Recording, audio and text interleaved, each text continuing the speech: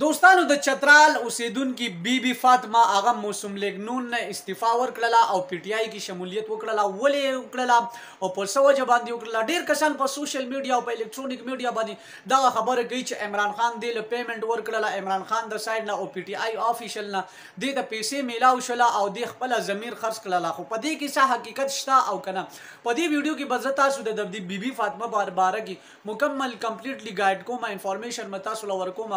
خو دوستانو زمونږ د ویډیو مقصد او مطلب صرف او صرف دا دی پاکستان کې چې څوک د خاتم النبیین صلی الله علیه وسلم دفاع وکړي او زمونږ د یوت دفاع وکړي، زمونږ د قوم دفاع وکړي، زمونږ د ملک دفاع وکړي، هغه لیډر به موږ سپورټ کوو. خو دوستانو چې بل سایډ ته تاسو وګورئ امپورټډ حکومت په موږ باندې داسې مسلط شوی دی، هر ورځ نوې نوې ګرفتاریانې کېږي، هغه ټیک ټوکران غریبانان نیسي او هغه جیل ته وړي، هغه د چا خبره مړه په تندرې مه ولئ. خلک اوس خپل حق سایډ ته روان دي او بل سایډ ته چې تاسو وګورئ رانا ثناء الله هر ورځ نوې نوې ګرفتاریانې کېږي او بل یو ټیک ټوکر هم بل ورځ ګرفتار شوی. خو دغه وجې نه رانا ثناء الله ته سره عام چیلنج شوی چې سبا 10 بجې له تا دغه ټیک ټوکر پرې نه ښوده نو موږ به ستا ټوله ویډیوګانې لیکو، ټول حقیقت به موږ ستا سوشل میډیا ته راوړو.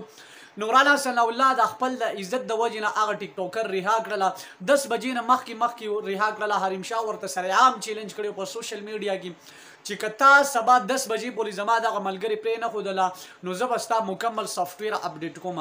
خو رانا ثناء الله چې دغه خبره کله واورېدله نو هغه 10 بجې نه مخکې دغه ټیک ټوکر سندول خټک سپریم کورټ نه رها کړله.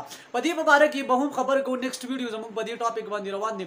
خو اوس د بیبي فاطمه خبره مونږ کوله. بیبي فاطمه مسلم لیگ نون نه ولې استعفا ورکړله او پی ټی آی څنګه چې تاسو ته پته ده پی ټی آی چې کوم دی دا داسې یو پارټي ده چې تقریبا 70% یوت چې کوم دی هغه عمران خان سره شانه بشانه ولاړ دی.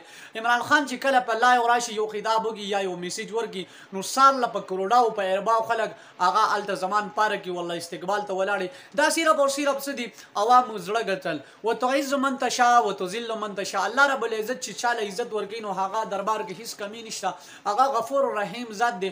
او دوستانو چې بل سایډ ته تاسو وګورئ موسم لیگ نون هغه مونږ باندې داسې مسلط شوی دی او بل سایډ ته ګرفتاریانې دي کېږي. عمران ریاض غریب تقریبا بې ګناه ګرفتار شوی دی، اړو پته یې نه لګي چې ژوندی دی او که مړ دی. بل سایډ ته چې تاسو وګورئ ارشد شریف هم دغه شان خبرې کوي، سپینې خبرې کولې.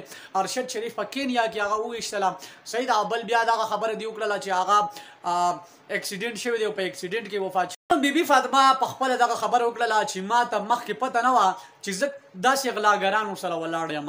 هغه خو بې ضمیره خلک دي، هغه خو خپل ضمیر په پیسو باندې خرڅوي. خو موږ خپل د پاکستان حفاظت کوو او بل خپل د دې قوم خدمت کوو. زموږ د پالیټکس مطلب هم صرف او صرف دا دی چې موږ خپل د قوم خدمت وکړو، خپل د ملک دفاع وکړو. خو چې دغه خلک موږ باندې داسې مسلط چې دی خپل ضمیر په پیسو باندې خرڅوي، ځان له فیکټریانې جوړي، خپل مفاد دپاره حکومت کوي، نو په پاکستان کې دغه خلکو نه موږ ته ډوسه فایده نشته. بیبي فاطمه دغه خبره وکړله چې تقریبا ما ته 72 کروڑ روپو آفر شوي وو چې تا چترال کې چې څومره ممبران دي دغه 72 کروڑ روپۍ په دې باندې تقسیم کا او موږ له وټونه برابر کا. دا زه نه ویم چې دا بیبي فاطمه ووایي چې دا وزیر داخله رانا ثناء الله د سایډ نه ما ته آرډر شوي وو. خو چې دغه شان خلک په موږ باندې مسلط دي نو موږ مور مخې ته څه کوو. زموږ د ویډیو مقصد هم صرف او صرف دا و. السلام.